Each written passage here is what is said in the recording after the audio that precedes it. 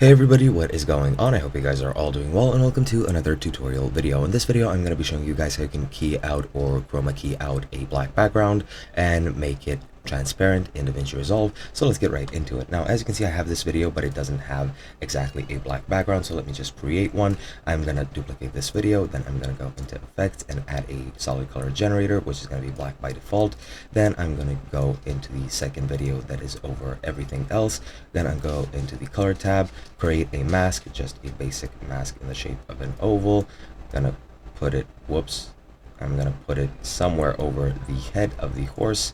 Then I'm just gonna tilt it a bit, and now that I've done that, I'm just gonna add a alpha output, and I'm going to create a black background like that. As you can see, the background of this is now black, but if I go into the fusion stage, as you can see, it is not black.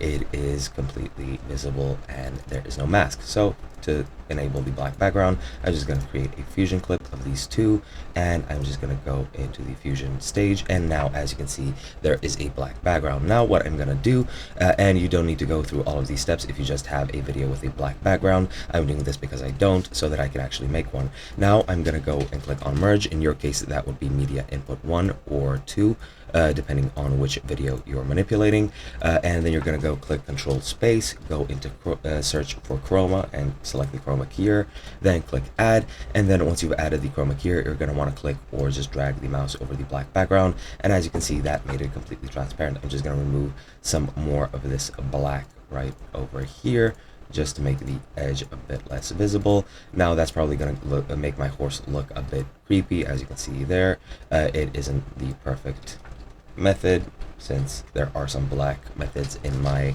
video, but for example, this is how you make it transparent. Now if I go over into the edit page, as you can see, the mask still remains, but everything else is visible because the black background has been made transparent. And that's pretty much it. Hope you guys enjoyed, and I'll be seeing you guys in another video.